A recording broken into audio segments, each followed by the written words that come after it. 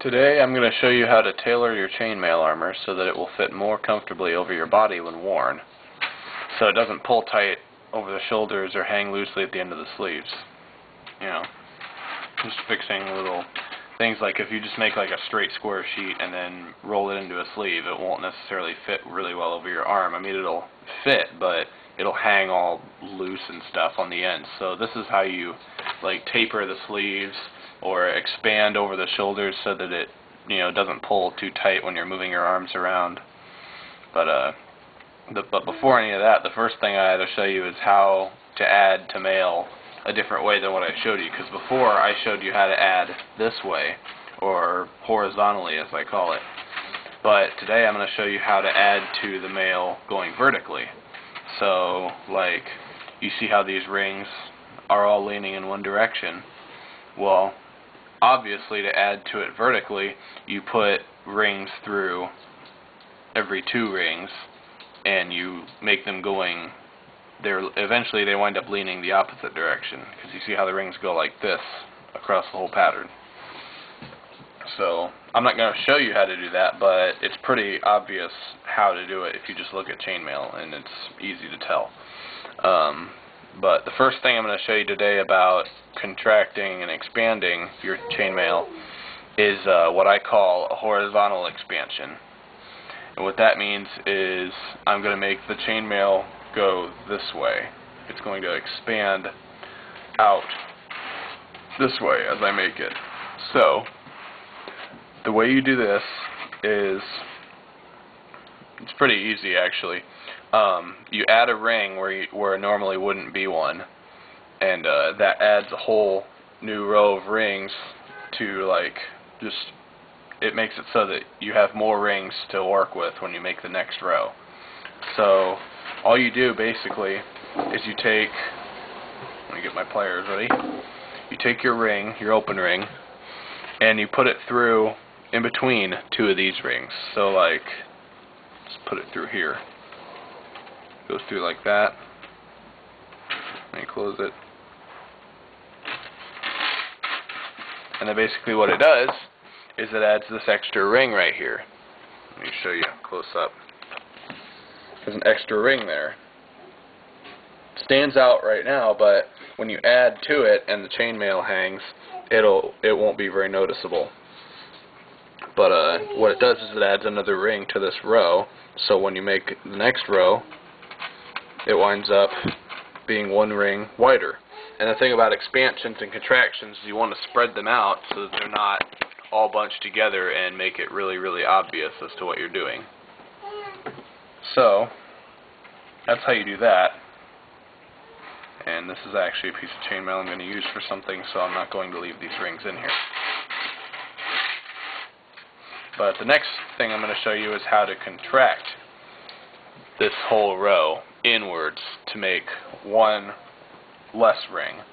So this is pretty much the same thing, you know, you just do the opposite of the expansion. I call it a horizontal contraction. Instead of adding a new ring, you take an open ring and you loop it through an extra ring to pull the pattern together. So instead of going through two rings when you're adding to the chainmail, you go through three. So, like, instead of going through two, like this, like you would when you're adding a new ring to the pattern, you go through a third one. Let me close it. And now you can see already sort of that the pattern is being pulled together. And then when you add the rest of this row in, it'll be one ring less than what these other rows were. Back on my little makeshift tripod here. It's actually just a pole sticking into the hole.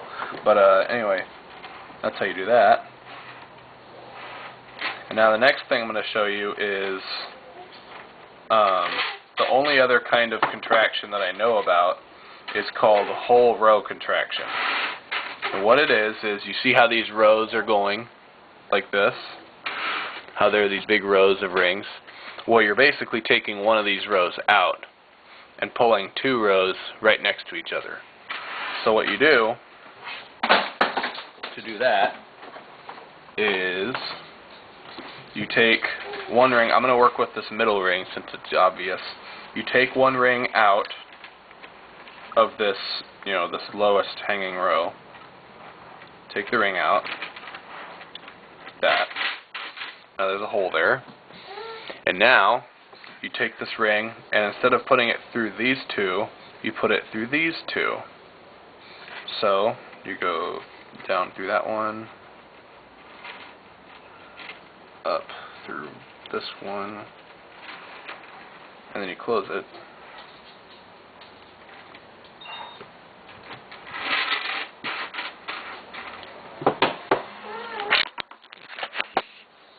See how it's pulling it together?